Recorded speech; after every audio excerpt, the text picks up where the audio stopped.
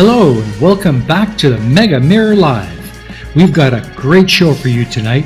On this edition of the Mega Mirror Live, we have with us our first returning guest.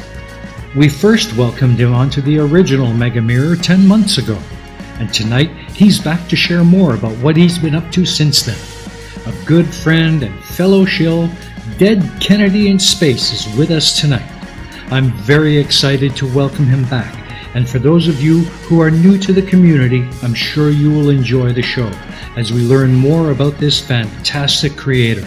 So get your drinks and have a seat as we get ready to launch into orbit to meet him when we come back.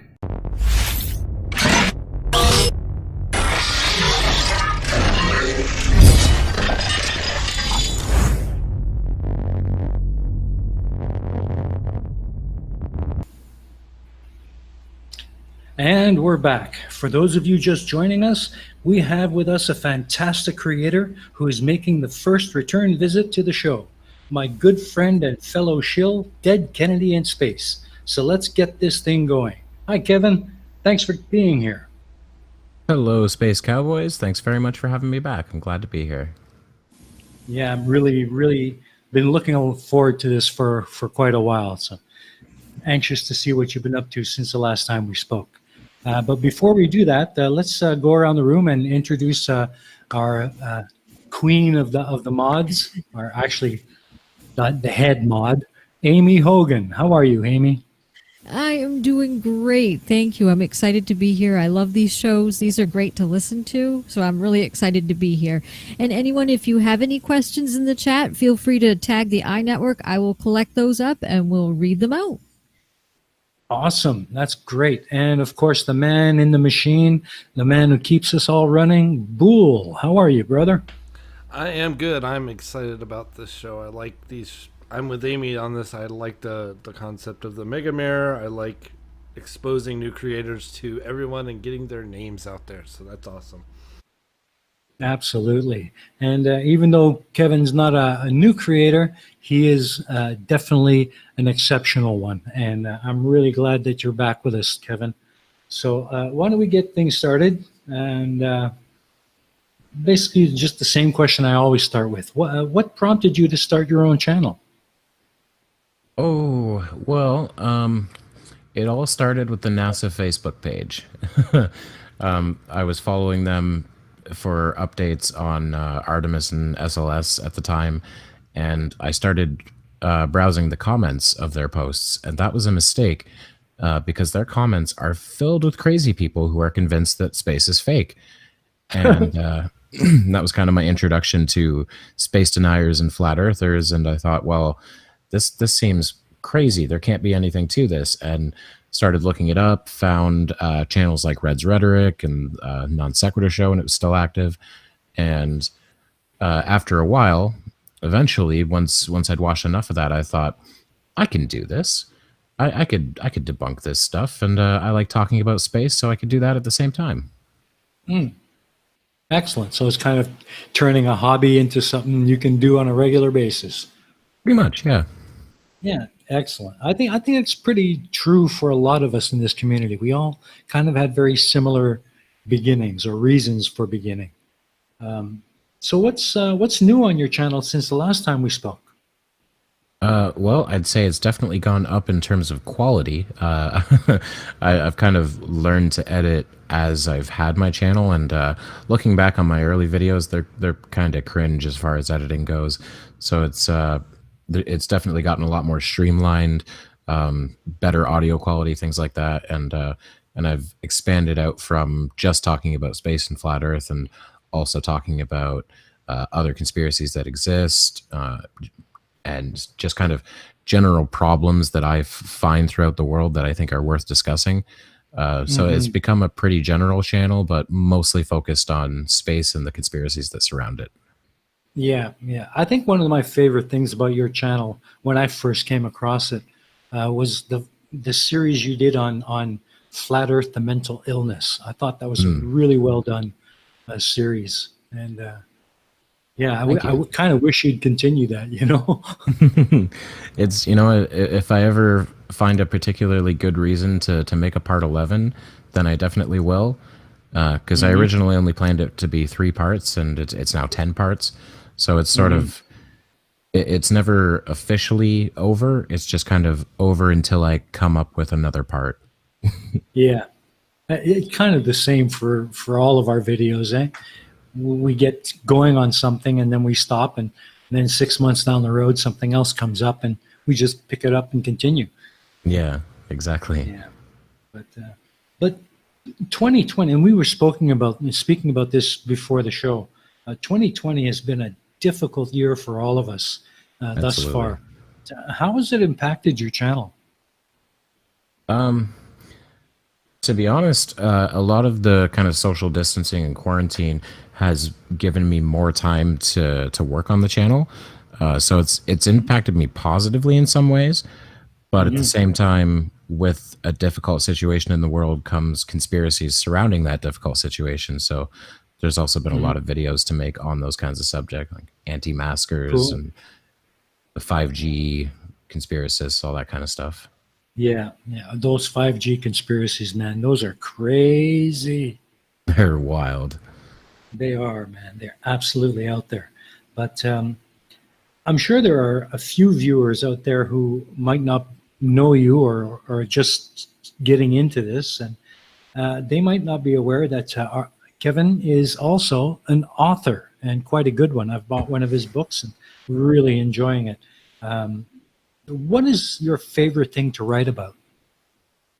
I mean, I would say science fiction is my favorite genre to write. I've dipped my toe into other things, but I find sci-fi to be a wonderful genre because you can talk about so many things in the vein of a sci-fi novel. Like what was that quote? I think it was Isaac Asimov once said that science fiction allows us to tell stories about the human condition.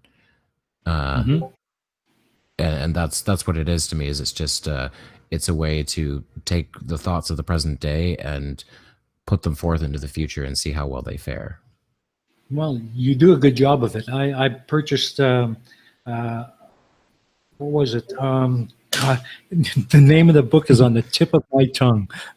Oh God, I Hunter can't Seeker? remember. Yes, Hunter Seeker. That's it. That's it. Very, very good. I love the way it started out. You know, this just a guy sitting there trying to write code and found a missing comma. You know, Yes. that's so true. Just the smallest little thing can bring an entire system down. You know, I think at the time I was taking computer programming in college, and that was something I learned was computers, they can't really think, they can just follow instructions, and if one part of that instruction is wrong, then they end up completely lost and they have no idea what to do. absolutely. So how can people find out about the books you've written and grab a copy? Well, I can pop a link in the chat. All of my videos has links in the description for various things, Patreon, merchandise, all those kinds of things. But I'll put in the link right now to my Amazon author page. So if anyone wants to have a look at that, feel free, and I very much appreciate it. Yeah, everybody, you should go check that out. He's a very accomplished writer, and I'm sure you'll enjoy him. So you've got a new book in the works right now, don't you? Well, I did just I actually just released one very recently called Avalon Black. It's a kind of sci-fi mystery novel about a lone pilot aboard a prototype starship that's 99.9% drone automated. So he's the single living person on the ship, and he goes on a cross-galaxy journey and starts to realize he might not necessarily be alone, and dealing with all these kind of themes of isolation and those sorts of things. And it was a lot of fun to write. Yeah, I'm sure it is. Sure was. I'm getting some feelings of Kerbal Space coming there. Yeah. A little bit. There's definitely going to be some elements of that in future works as well. Awesome. And well, I think that's a good time to check in with Amy and see if we have any questions for Kevin before we move on to our first video. Amy? Yeah, we did have a good comment. A couple good comments. Peter Quinn said, yes, it's 2020 has been difficult and challenging. And then he said anti-maskers are rat lickers. That comes from the bubonic plague. Yeah. I like to call them plague enthusiasts. Exactly. Yeah, exactly. And then Dick says, Kevin, tell the truth. He doesn't write the books. It's a little goldfish living in his jar. Blow this thing wide open for me, man. I got a good deal going here. Yes. Awesome. Those are great comments. Thanks, everyone. Really appreciate that. And please, don't be shy. Anything you want to ask, just pop it into the chat at the EiE Network, and Amy will make sure they get read out. So with that, let's move on and take a look at the first video we'd like to feature for tonight. It's about the shuttle from your to the Stars and Beyond series. This is episode 5. Return to flight status, one of my personal favorites. So let's roll that, Boole. Go for main engine start. We have a go for main engine start. Mission and liftoff of Discovery, celebrating its 25th birthday by racking up science and supplies to the space station. The solid rocket boosters a little away. Columbia, Houston, UHF comms. Roger, roll.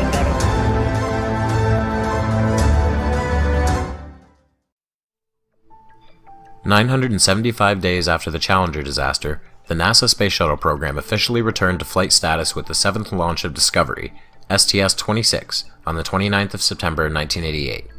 It was the first mission since STS-4 to have the astronauts wearing pressure suits during launch and landing, one of many precautions taken due to the launch's nervous atmosphere. It was also the first all-veteran mission since Apollo 11, with all crew members having flown at least one prior mission to space. The mission went exceptionally well, with only 2 minor problems. First, the flash evaporator system for cooling the orbiter iced up and shut down, forcing the astronauts to deal with a cabin temperature of around 31 degrees Celsius until the 4th day of the mission. Additionally, one of the communications antennas malfunctioned during deployment and had to be stowed for the mission's duration. One notable incident of the mission involved its use of an experimental voice control unit. Initially, the unit was found to be only 40 to 60% accurate in identifying the crew's speech, and the templates for it had to be retrained, bringing its accuracy to around 96%. The problem? The human voice changes in microgravity, and the machine had been calibrated to hear the astronauts on Earth. The missions directly following the program's return to flight status are most notable, to me, for their deployment of a few very special probes. First, on May 4th, 1989, the Magellan probe was deployed from Shuttle Atlantis. This probe, constructed for the orbital exploration of Venus, ended an 11-year gap in any interplanetary probe being deployed by the United States. Magellan's goals included obtaining near-global radar images of the Venusian surface, obtaining a near-global topographical map, and obtaining gravity field data of the planet. After being deployed from the shuttle, Magellan's inertial upper stage booster fired it into a Type 4 heliocentric orbit, where it would circle the Sun 1.5 times. 15 months later, it reached Venus on August 10, 1990. It then boosted itself into an elliptical orbit that would bring it only 295 kilometers from the planet's surface at its closest. This allowed it to collect radar and imaging data while close to the planet, and then transmit that data back to Earth when it was further away. The second deep space probe to be deployed by a space shuttle was the Galileo spacecraft, deployed from Shuttle Atlantis on October 18, 1989. Galileo was, as its name implies, designed to study Jupiter and its moons. Similarly, using the inertial stage upper booster, Galileo was put on a trajectory to first intercept Venus, and then use its gravity to slingshot itself further toward Jupiter. On its way, it would encounter 241 Ida, a large asteroid in the asteroid belt, and discover that this lopsided space potato has its own moon, which was named Dactyl. Galileo studied our solar system's largest gas giant for 2 years, traveling in elongated ellipses that allowed it to get several good looks at the planet's many moons. I'd like to end with another NASA oopsie, though thankfully, this one was only expensive instead of fatal.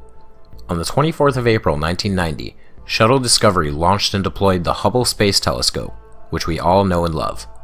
However, some of you may remember that when it was initially deployed, Hubble was essentially broken. Within weeks of the launch, the returned images indicated a serious problem with the optical system. Just take a look at this image of what was supposed to be a star. Analysis of the images showed that the problem was a flawed mirror, which had been polished in the wrong shape. And here's how barely wrong it was. The mirror was 2200 nanometers, too flat to produce quality images of the cosmos. This blunder briefly made NASA a laughingstock, since Hubble had cost about $4.7 billion and was effectively useless. Thankfully, NASA had a solution to that problem. However, we'll cover that in the next episode. Some of you guys may remember that this used to be a channel mostly dedicated to debunking the Flat Earth conspiracy. For those folks, I'd like to pose a question for those idiots. Why on earth would NASA want to fake launching a broken $4.7 billion telescope? That was a great video. I really enjoyed that one. I just want to let everyone in the chat know, the videos we're featuring tonight have been edited down in the interest of saving time. So I highly, highly recommend that you head on over to Kevin's channel and check out the full versions. They are awesome videos. What I really liked about this video was the fact that you touched on not only the successes, but the failures in that mission. In How much the Hubble mission? into that? Well, as far as the amount of research, I had sort of initially planned for each episode to cover a single mission, but I quickly realized that there'd be a lot of repeated information because a lot of the missions did do some of the same things. So I ended up kind of dividing it into chunks with trying to start and end with significant events. So starting with the return to flight status after Challenger, and then ending with the deployment of Hubble.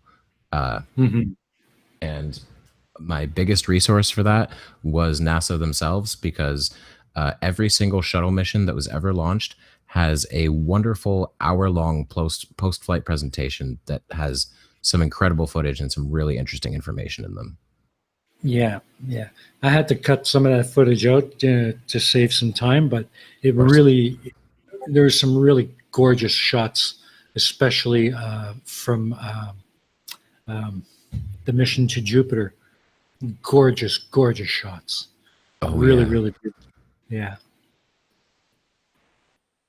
Yeah, So absolutely. I love the images of the Galilean moons that they captured. yeah, they were gorgeous. So much incredible detail, you know. Yeah, absolutely. Like, it blows my mind that there is a moon so very far away, and yet we're pretty sure that it has liquid water under the surface, and we've never been anywhere near the surface. Yeah, exactly. It's we can't be alone. The odds of us being alone in this vast universe are so minuscule. But the trick is the distance between us and anything else out there is so great, we'll probably never meet. Right. Yeah, I've always said that I do believe aliens exist somewhere, and more importantly, some when. Because they may have existed millions of years ago, and they may not exist for millions of years yet. Yeah, exactly. But it's a great series, really. It was 12 parts in total, correct? Yeah, 12 in total. Yeah. So are you going to be expanding on that? I think you've already started with one, huh? I have plans in the works. I haven't. I'm working on the first episode, but it's taking a little bit more time. It's called Martian Machines, where I'm going to go over everything that's managed to orbit or land on Mars. And I'm kind of doing a different structure of it. I'm going to do it as a kind of first-person narrative, like sort of telling the story from the perspective of the machine that landed on Mars, and kind of turn it into a little bit of a not a fictional story, but maybe a slightly fictionalized version, because I'm kind of I'm implying the thoughts of a machine that doesn't have any thoughts. So, but I'm going to have some fun with it, most definitely. No. Well, the passion you have for the subject is self-evident. That's for sure. Let's see if anybody in the chat has any comments about the video. Amy? Yes, please. I have a couple. I have one question and one comment. Peter Quinn said, yes, they calibrated the lens for Hubble to work in Earth's atmosphere. And then Dorian B asks, where does Dead Kennedy in Space get his ideas from for his books? Ooh, various sources, really. For me, it usually comes down to a single scene that I want to describe, and then I'll sort of build a story around that. Like, for instance, Project Nomad, that's a three-part series. That's the first one is the one that you've read, Steaming Cup. And the initial idea for that was I just wanted to write a friendly first contact scene between humans and aliens. And it slowly kind of evolved into, well, what situation would humans be in for this to be able to happen? What circumstances might lead to this kind of first contact? And it slowly develops itself into its own little world. It's a slow and laborious process, but the rewards are great. Absolutely. Yeah. That sounds So, what do you think, Amy? What's your favorite episode of To the Stars and Back? I don't know. I really like them all. This one was a really good one too. I love all of his videos. He does a great job. I love the ones about the shuttle. Those are one of my favorites too. I love that series. And then of course, bashing the Flurfs is always fun. So Oh yeah, of course. And we're going to get some of that too, for sure. How about you, Will? I know you're a big space buff. What's your favorite episode? Well, I don't know that it's a favorite because I'm kind of in the I can't decide camp on that, but one that holds a special place in my heart was the Challenger one because I know that was a hard one to do. I know that was a hard one to do, Kevin, and it was a hard one to watch too. But if you were like, people say, "Oh, I remember where I was when I heard about 9/11." I remember where I was when I heard about Challenger, and it brought all that back, and it was it's a very well done series, very informative, and Absolutely, I couldn't agree more. But one little All right. kind of side note ahead. about that Challenger episode that a couple people noticed, and I took, pardon me, I took a lot of care to do it this way, but not too many people seem to notice that I made a point to not actually show the quote unquote explosion because I didn't feel it was necessary, and I didn't think people needed to be subjected to that again because most people have seen that many times. So Yeah. I tried to cut around it to a point where like when the actual explosion happened, I was showing the control room and showing the reactions that people had to that. I wanted to do something different with it instead of just showing the Yeah. really depressing sight that we've all seen before. And showing the emotions of the people in the control room, I think, is more poignant. Absolutely. Carries a strong message, and it's a mission and a group of people that need to be remembered. In fact, speaking of the people in the control room, the man who says Challenger go at throttle up and Challenger responds and then he looks to the monitor in complete shock. You may have noticed in the last episode, that guy was on one of the shuttle missions. He was the guy holding up the floating bag of goldfish. Oh, really? That's the same guy who was in the control room for Challenger. I did not even know that. That's very, very interesting. And on that note, I guess the one question I wanted to ask was, of all the 12 episodes of that series, which one are you most proud of? Which one was the one where you finished it and said, wow, that was my best one? I would say it might be the episode on Columbia, STS-107, the last mission of Columbia, because that was something that, because I was born 3 years after the Challenger disaster, so I don't have a clear memory of that happening, but I remember every detail of Columbia happening, so that was really close to my heart, and I felt that I captured that fairly well, and I managed to find some really good footage of Leroy Kane, the flight director, being interviewed and his thoughts on everything, and I was proud of how I managed to put that one together. Well, it came together well, and I would have to agree. That was very skillfully done. And that leads us really well into the next video. Not only do you do videos on space and on bashing flirts, but you also have some pretty darn good educational content. And this next video, I think, is one of your best. I like it the best myself. So it's called "What is the Great Attractor?" So let's roll that bull and have a look.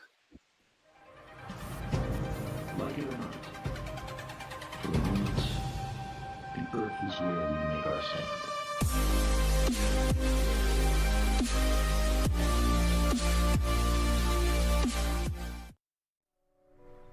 Gravity. Gravity is a pretty remarkable thing, isn't it?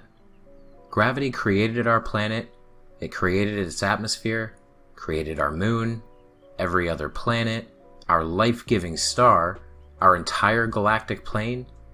Gravity is important. Gravity is responsible for the organized structure of our entire universe. Why is there so much gravity? I'm just gonna say gravity a few more times until the flurfs get triggered and stop watching. Gravity. Gravity! Gravity! Gravity! Now, the reason I've brought up gravity is to introduce today's video topic, an anomaly that we only know exists because of gravity. The Great Attractor. In 1973, astronomers and astrophysicists began to notice something strange in the skies. The expanding universe was not expanding precisely the way we expected. There was an unexplained deviation, and in 1986, the location of the deviation's cause was pinpointed.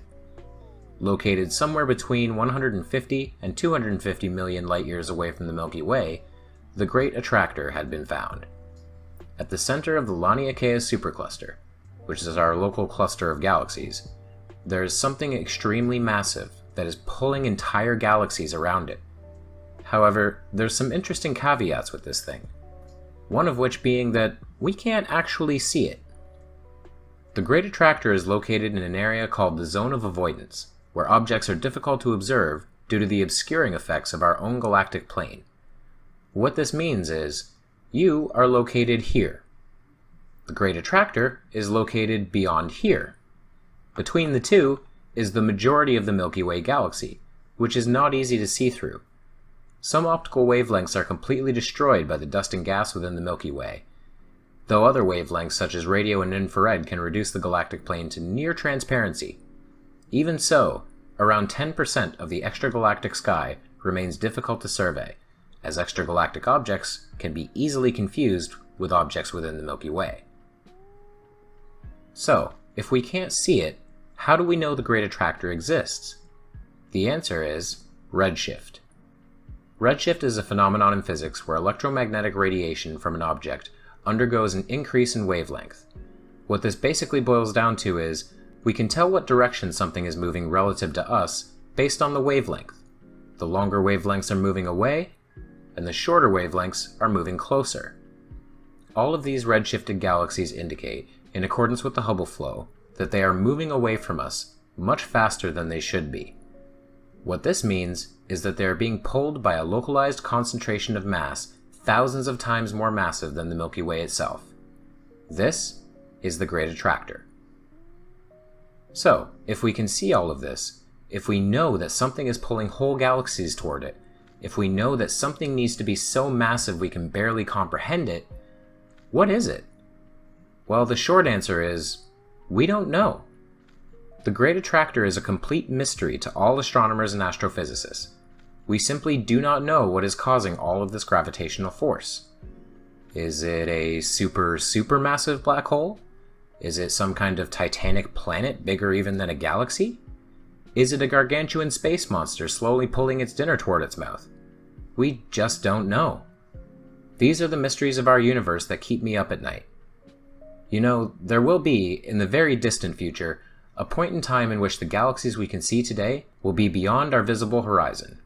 Almost everything we know about astronomy, we know because of observations of other galaxies, and one day, all of those galaxies will be gone to our eyes. an entire generation of explorers and scientists will have to try and figure out what's going on around them using only the stars within the Milky Way. It's sort of like trying to piece together the plot of a 300-page novel, with 250 pages of it missing. However, at the same time, there will likely be a generation of explorers who aren't limited by the zone of avoidance, and can directly observe the Great Attractor, confirming just what the heck it is. And both of these hypothetical situations make me wonder, is there something missing from the night skies that could have told us something here in the present? Has some previous form of life already seen the Great Attractor? The universe is huge and ever-changing. There's so much more to it than we'll know in our lifetimes.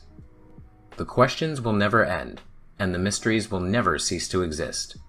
It excites me to no end, to know that there will always be more to learn. Let's get going, my friends. The future is in the sky, right over our heads. I love that closing line. That is so true. It really Thank is. you. I really like that video, mostly because there's good, clear explanation that's easy to follow, even for people who don't really deal well with advanced physics topics like this. Right. That's always kind of been my goal, is to take the most complicated concepts that I'm able to comprehend and put them on a level that everyone can comprehend them. Yeah. It's not always that easy, is it?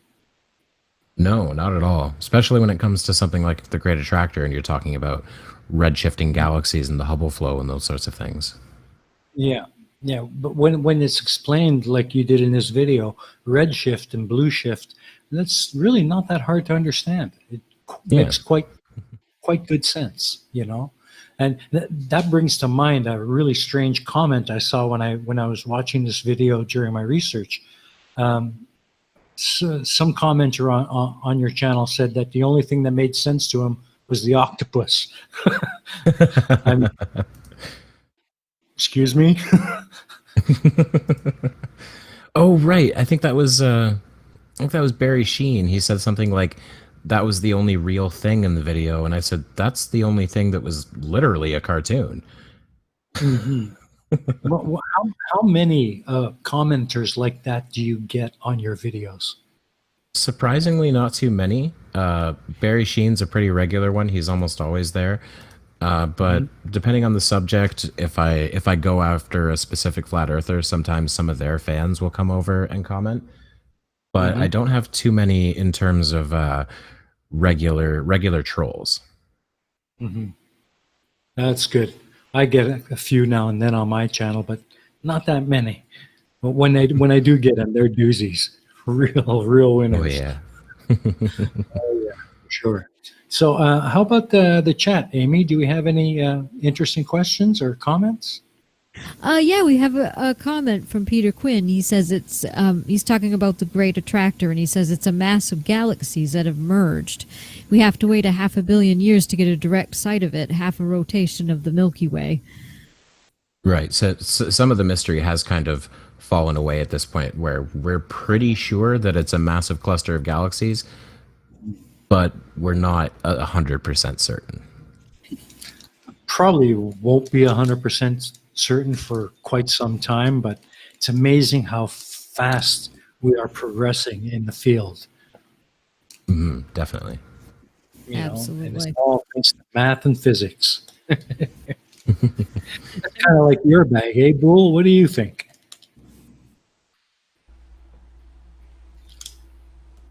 You there, Bull? Yeah. What was the question? I'm sorry, I had to step out.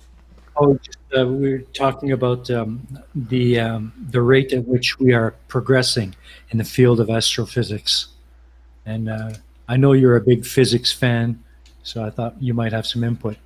I think we could do better if we weren't doing all the squabbling on the planet. That's fair. But I think some incredible strides are being made, especially since it's gone to private industry. You look at stuff like what Elon Musk has done with the boosters landing back down and being reusable. That's the big expense of the missions of like Apollo, most of the stuff that went up was disposed of. Like the tiny thing that came back compared to the giant rocket that went up. And now we're getting more of that rocket back and are able to reuse it or at least recycle it. So I mean that alone is huge. I agree. Really, it seems like 10 years ago the idea of a rocket landing itself was science fiction. Yeah, And yet, I was now it's happening. Yeah, and it's doing it so well too. It took a little while to get there, but now that they've got it, they seem to really have it. Well, what do you think of the upcoming mission to return to the moon? What do I think? Yeah, I think it's what's the best way to say this? NASA takes forever to do anything, which is understandable because of what they do. It's very, very complicated. But with the addition of private companies like SpaceX, I feel like we're really going to boost that, and we will go back to the moon. I think we can make it back by 2024 with the aid of companies like SpaceX. I think it's going to spell a very quick end to the flat Earth. They'll find some kind of excuse. Oh yeah, there's always an idiot out there ready to squawk his mouth off, but there's really no debate. There hasn't been for a long time. I honestly actually can't wait for commercial orbital spaceflight to become viable, because I want to see a ton of videos of FLIRFs, debunking people who just went on a flight and filmed out their window. Yeah, that would be awesome. That's video footage I'd love to get. Absolutely. How about you, Amy? What do you think about our impending return to the moon? I think it's great. I do think we'll get there, and I think it's wonderful. It'll be something that me and Matthew both will be able to see in our lifetimes, we hope, and so we're pretty excited about that. I've always been fascinated with space and its phenomena, so I can't wait. I hope they do go. Yeah, absolutely. And I guess being a parent, you have the unique opportunity of seeing your son experience the same thrill that I experienced when I was 8 years old watching Apollo 11 go up. Absolutely. I'm so looking forward to that. That was actually kind of one of my thoughts as well. As I'm too young to remember Apollo, but I will get to see us return to the moon in our lifetime, and that's really exciting. Yeah, Yes. I think for me that's the biggest thrill. I was 8 years old and I witnessed Apollo 11 go up and come back. I've seen all the Apollo missions. I've seen all the shuttle missions. I've seen all the SpaceX missions, and now I get to see them go back to the moon. That's quite something in one lifetime. Absolutely. To be a part of. Excellent. Well, I've got a couple other questions for you. First, what would be one thing if you could spread one message to your viewers and the internet in general? What would that message be? What would you like to say? The future is in space, and the sooner we realize that, the better. There's all kinds of amazing things on Earth, and there's things we still don't even fully understand on Earth. Like we have a better map of the moon than we do of our own oceans, but our time here is finite, and if we're ever going to keep existing as a species on a long-term scale, we need to go into space. And I think to get excited about that kind of thing is really important. Absolutely, I couldn't agree more. I had another question for you that. Yes. Are there any specific creators that inspire you? That inspire me? Red's Rhetoric is definitely one of them. Simon Dan as well. Big fan of him. Pardon me. But also some of the bigger astronomy channels out there, people who take incredible photos of nebulae and things like that. So you've got Astronomy Live, you've got IB Hunter, you've got Geist View. Those guys take some really amazing images of the cosmos. I agree. Red's rhetoric is awesome. He really is. But I also like the stuff that Blue Marble Science is doing right now. Oh yeah, with Cavendish and everything. Absolutely. Oh, yeah. I can't wait to see the results of the first run of that. That's going to be great. Okay, well, I guess it's time to move on to our final video, the flurf bashing everyone I'm sure has been waiting for. But before we do that, of all the stupid that we bash regularly on the Silly Shill Show, what is the one claim or conspiracy that really gets you the most? Ooh, I mean, the whole space is fake thing really does baffle me simply because of the pressure gradient, right? Like the air gets thinner as we get higher. So at what point does that stop and why? And I've just never heard a good answer to that. And I can't imagine living in this strangely limited world where we're just in this little snow globe and there's nothing outside of us and nothing to learn and nothing to aspire to. It's so limiting and depressing to me. I can't imagine how anyone would want to live in that world. Yeah, I agree. You know, I really have to agree. And no one is more guilty of that kind of ignorance and stupidity than this next video. Yeah, everybody's favorite denier of everything, Mr. Hans Wormhat. So, Bull, can you cue that up and roll it? The only world known so far to harbor life. Like it or not, for the moment, the Earth is where we make our stand.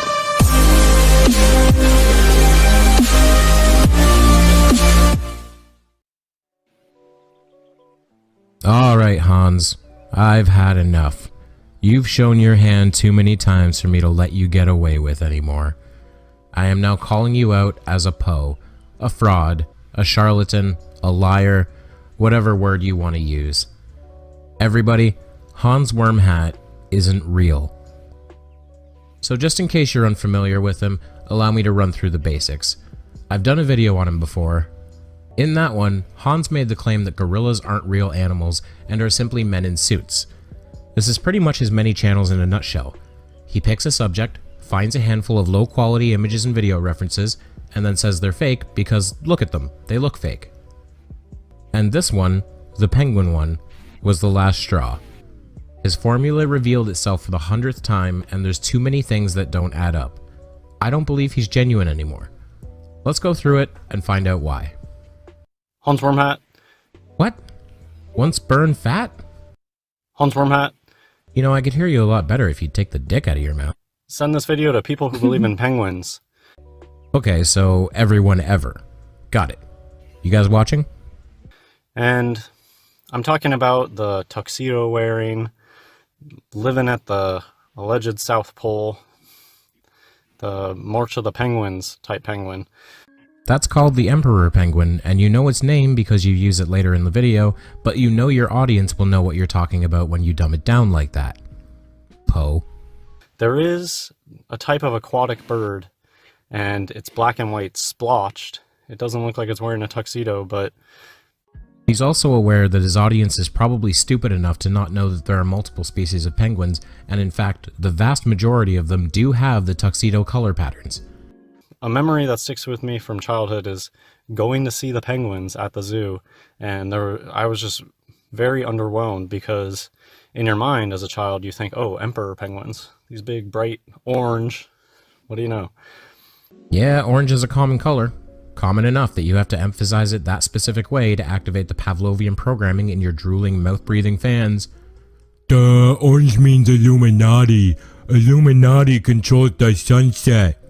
These big penguins with bright orange on them. I love that. And you get to the penguin exhibit and no, it's these little black and white splotched aquatic birds. And I remember thinking, what, this isn't a penguin. That's what I remember thinking. So basically he went to one shitty attraction as a child, and this defines all places penguins can be found anywhere ever. He intentionally chose SeaWorld. It's popular and will be recognized by his idiot masses, allowing them to associate all penguin exhibits with those at SeaWorld. This is like pretty new penguin exhibits at SeaWorld. I think most of these are Orlando SeaWorld. I don't know if they're all the same ride or anything, but... Skip, SeaWorld Orlando isn't the only place you can see penguins. I don't need to hear you further indoctrinating your cult. There is this part, and what it is, these are just animatronics in the background, and they sell it to you as living penguins. And it's just not real. They're animatronics. You see that button with the two lines in the middle of the screen? You know, the pause button? There's a reason Hans isn't pushing it. He intentionally took a screen cap from a low-quality video, probably utilizing a frame that had a lot of motion blur, so you can't see much of the penguins. If you were to play it, you'd realize animatronics don't slip and slide on the ice and dive into the water and begin swimming as elegantly as any fish does. Hans doesn't want you to see that. Pay attention to the absolute garbage evidence he provides. That's what's important for him. Those emperor penguins, they didn't used to have these at zoos at all, because just the technology wasn't there, I guess. It was too hokey. They only would show you photos of them, and you would watch them on TV, but never in the zoo would they ever have stuff like this. Nowadays... Because emperor penguins live in one of the most notoriously hostile and difficult to explore regions of the Earth, Antarctica. You know, the single last continent to ever be discovered. And nevertheless, king penguins, very visually similar to emperors, were first bred in captivity in 1919 at the Edinburgh Zoo. But if Hans doesn't remember them when he was a kid, they don't exist. Most people probably didn't see them until relatively recently, and Hans is banking on that. He wants you to believe his story. The ones in the water will never be the emperor penguin. Why doesn't that one go swimming? Oh, really? Cue the yodeling.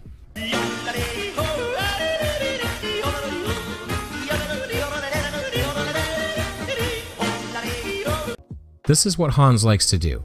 He likes to make assertions about things that are either rarely seen or not seen by the average person. He is relying, once again, on his audience being sheltered, ignorant morons.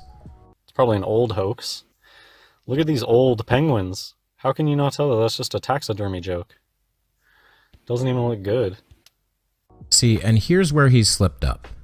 Those aren't old photos of penguins. They're HD and brand new, just colored black and white. He was hoping his audience wouldn't read the rest of that image caption in which it describes a century-old journal, not photos. And the other area he slipped up is in the penguins he chose. The Adelie penguin, that's how you pronounce that French word, Hans, is one of those odd-looking animals due to its color pattern. Am I the only person who, as a child, assumed that the white eye-shaped markings on an orca's head were in fact its eyes? It's the same deal with Adelie penguins. Those white spots aren't eyes. They're white circles of feathers around the eyes. Hans intentionally chose low-quality photos showing the eyes at a distance, and indeed, Adelies do look a little dopey from that distance. Very crafty, Hans, but the next bit is where he truly shows his hand. And people always come, why? Why would somebody do this? Why would somebody do this? I've known people in my life to lie about what they ate for lunch, and it doesn't serve any purpose. They are of their father, the devil, the father of all lies, and they love hoaxing people. They think that this is so funny that they can get people to believe in stuffed animals. It makes them feel powerful that they can make people live in a fantasy land. And they get off on gatekeeping knowledge and feeling superior to people and smug because they know that this stuff is all hoaxery. And so that's why they love pushing it. The more that they can push it and the more that they can get people to believe in this BS, it just makes them feel smug and superior. That is the most paper-thin excuse for an international conspiracy that would require thousands of people all over the planet to be coordinated and trusting one another, and without a single whistleblower in a century that I have ever heard. All of that work to feel smug? You know what most rich people do to feel smug? They buy a Ferrari. It's a lot easier, and they're actually pretty nice cars too. Just doesn't fly for me. So much effort and lying and backdoor dealing and misinformation just to feel smug. What a crock of shit. It's usually just Photoshop these days. There's a lot of... It's like a meme. The Emperor Penguins. This person probably just Photoshopped this. There's probably a Photoshop tool where you can just click the mouse and it'll make a penguin for you. Make a penguin, make a penguin, make a penguin. That's what most penguin stuff looks to me. It's like it's a stamp from Photoshop where you click it and it auto-generates some penguin. This is another slip-up.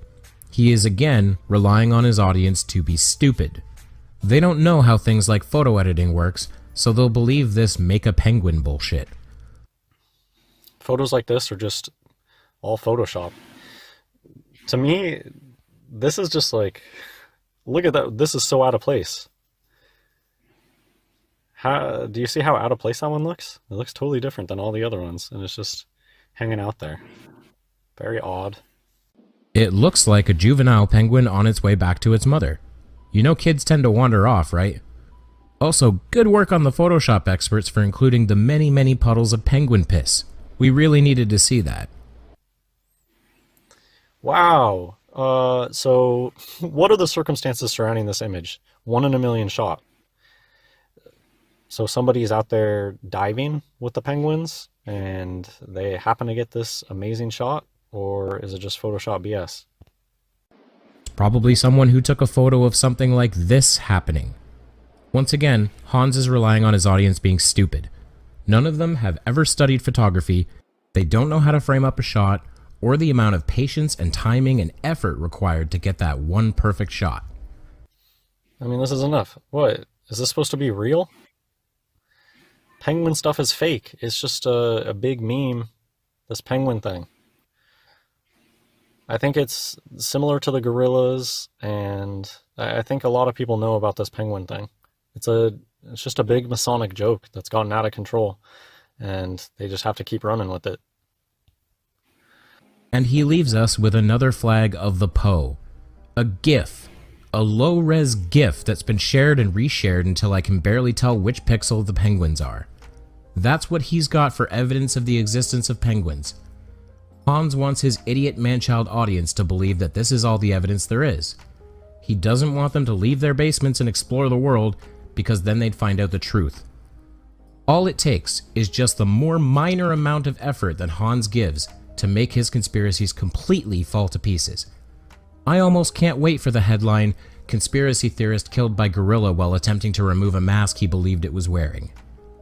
I commend you, Hans. Hell of a performance, my friend. But it's time to lower the curtain. The game is up. You're a Poe. If you like this video, please give it a like. If you want to see more, please subscribe to my channel, which is Dead Kennedy in Space. If you want to support me further, consider donating on Patreon or purchasing some of my work through Amazon or Teespring. Thank you, and I'll see you over the curve, Space Cowboys. Live there, on the mote of dust, suspended in a sunbeam, in a vast cosmic arena.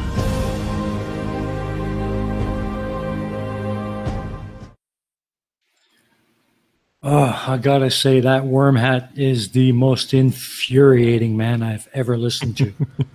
He's a piece of work, isn't he? Absolutely. What a dope. He thinks everything is fake. Well, either he thinks everything is fake, or he wants people to believe he thinks everything is fake. It's kind of hard to tell, isn't it? He's really like, he's kind of the definition of Poe's Law, where just what he's doing is indistinguishable from satire of conspiracists. Yeah.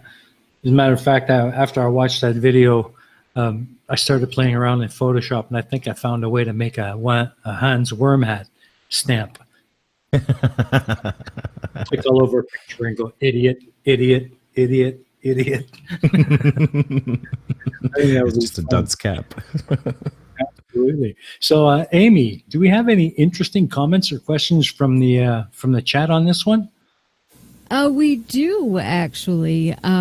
We have one from Dorian who says He wants to know if Kevin could live his life in a sci-fi TV show, what would it be? And he said that his would be Red Dwarf. Ooh, Firefly, because you can't take the sky from me. Oh, yeah. There you go. That's an awesome one. And then we have, there are thousands of penguins in the Falkland Islands, and they smell. They said, that's what X-Penguin said.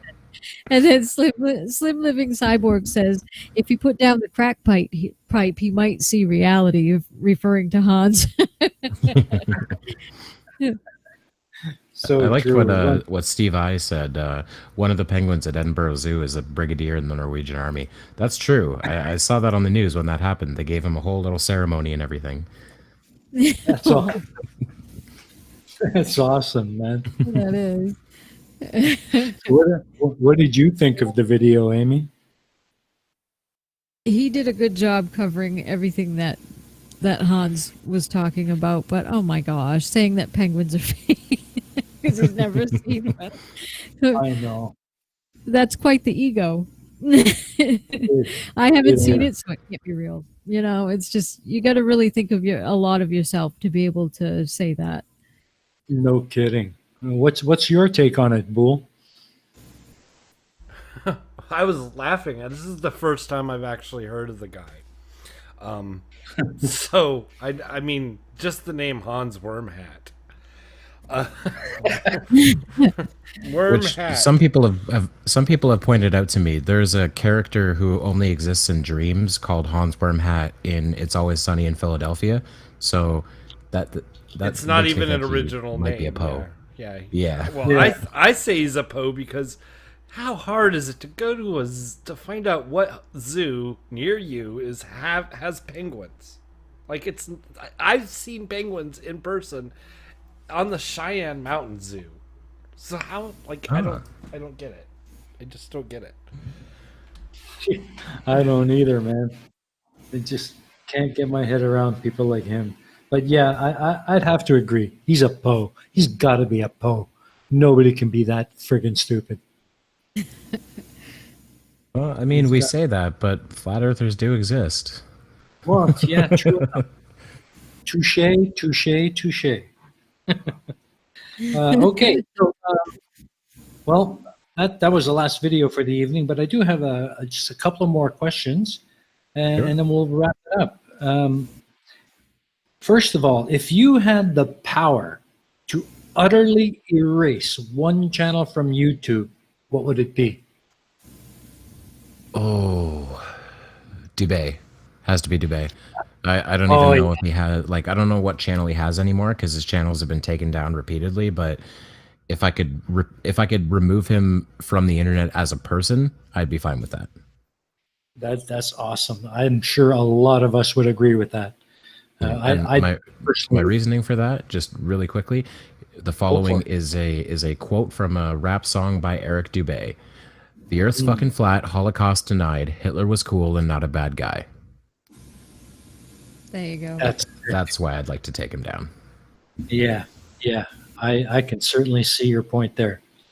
Personally, I would take down Nathan Oakley. Good choice. Very good choice. Oh, that guy makes my skin crawl, just the sound of his voice. And let's see, I had another one here. Oh, yes. What does Kevin Kennedy like to do outside his life on YouTube? Oh, boy. I'm a big video game nerd. I play a lot of video games. Elite Dangerous and Kerbal Space Program are probably two of my favorites right now. Aside from that, I like to write. I like to kind of be involved in the community as much as I can. Dick Dawson, you are correct. But aside from that, it's it's reading, it's writing, it's I would say I'd list some other things, but it's been hard to go outside this last year. Yeah, true enough. True, I think we can all say that. And that leads me to something I'd like you to kind of just quickly speak on, and that's a bit of a crusade that you're on recently. That you have a pretty important message you want to get out there. So I want you to fill us in a little bit about what that's all about. Absolutely. So a few days ago, through some other creators and some people on Twitter, it was discovered that there was an account with 2,500 followers that was sharing and distributing, possibly creating child pornography. And we mass reported it. We flagged the living hell out of it. Someone made a Google document listing all 2,500 followers so that we could get them as well. And we're slowly realizing that this is something people are getting away with on Twitter, and it's going almost completely unchecked, which is very disturbing.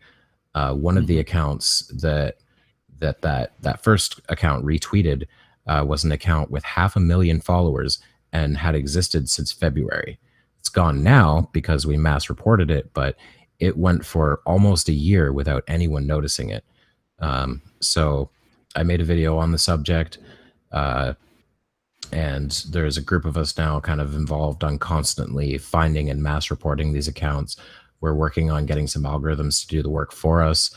There's a lot of people getting involved with it. And if you see anything like that on Twitter, bring it to everyone's attention. Stir up as big of a noise as you can, because at this point, Twitter needs to be held accountable for this.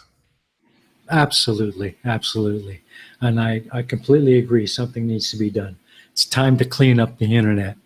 Absolutely. Yeah. The hashtag that's been going around is hashtag not on my Twitter. There you go. And for those of you who are just learning about this, I highly recommend you head over to Kevin's channel, take a look at that video, and do your bit. Get involved. If we don't speak out, it won't go away. So absolutely, let's make that happen.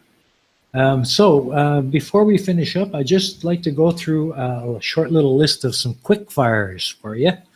Just give people a little bit of an insight into Dead Kennedy in space. And I think you'll notice a bit of a theme going on this one. So, okay.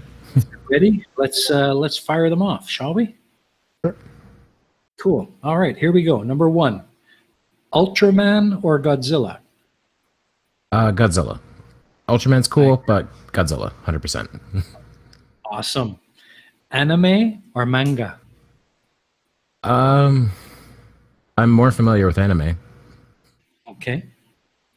Bruce Lee or Jackie Chan? Oh, that's a tough one. Bruce Lee, because he had some wonderful kind of motivational words that still exist today. Awesome, awesome. Pizza or sushi? Pizza, because I haven't found enough sushi that I enjoy. Okay, fair enough. Beer or sake? I've never had sake. Really? Never had it at all. No, that's it's like rice wine, isn't it? Yes. Yeah. I've never had it, but I'd be interested to try. Cool. Cool. Rock, blues, or J-pop? Ooh, rock. Definitely Okay. rock. I don't dislike blues. I don't love J-pop, but I wouldn't say I hate any of them. Okay. Horror, sci-fi, or comedy? Sci-fi, just because of the larger themes that it's able to have. Awesome. Person you would most like to meet? Ooh, living or dead? Yes. Sagan or Hawking would be. I'd love to meet either of those. If not, any astronaut who's been to space. Awesome. Pretty much the same choices I would have. Person you would most avoid meeting? Ooh, that's hard. See, because there's lots of flurfers I'd love to meet, because I'd probably end up hitting them. But probably Nathan Thompson, because he just seems like just a scum person to be around in every sense. Okay, that's fair enough. And the last one, the top 3 things on your bucket list. Ooh, pass the Kármán line somehow. Whether it's a commercial suborbital or orbital flight, I'd love to do that. Let's see. Photograph the ISS. I would love to do that myself at some point. And And I would love to be able to interview someone who's been to space. Awesome. Those are really good choices, man. Really good choices. Well, thank you very much, Kevin. Amy, does anyone in the chat have a quick fire for Kevin or yourself? Sure. Jutmonk says, if Dead Kennedy in Space was going to sing to me, what would he sing? It would have to be something about monkeys. Yeah. You know what, Jutmug? Give me some time and I'll get back to you on that. I'd sing The Witch Doctor. Ooh, ee, ooh, ah, ah, ding, Oh, there we dang. go. That's perfect. Any more, Amy? No, that was pretty much it. Oh, great. Excellent. So, do you have any final questions, Amy, that you would like to ask personally, or? No, I'm all set. Thank you. But I just wanted to say I really enjoy your work, and I enjoy working with you too. We've had a lot of fun. Well, thank you very much. I always love having you on as well. Bool, do you have anything you'd like to weigh in on before we finish up? Not really. You covered a lot. I'm just thankful that I could produce the show, and I love doing these shows because you learn more about the creators that you love, and it gives you inspirations to do things on your own too. So I couldn't have said it better myself. Thanks, buddy. All right. Well, Kevin, thank you very much for joining us on the show today. It was really great having you here, and Thanks I very hope much for we having can me. do it again. Absolutely. Absolutely. And for everyone in the chat, please remember, head on over to Kevin's channel if you haven't already. Hit that sub button. Make sure you click that bell to get all the notifications. So anytime he puts out some new content, you'll be informed. It's a great channel. And if you haven't been there yet, you will not regret it. It will be time well spent. And with that, I'd like to thank you all for coming out to the Mega Mirror. It's been fun having you all there, and we'll see you again in 2 weeks for the next Mega Mirror Live.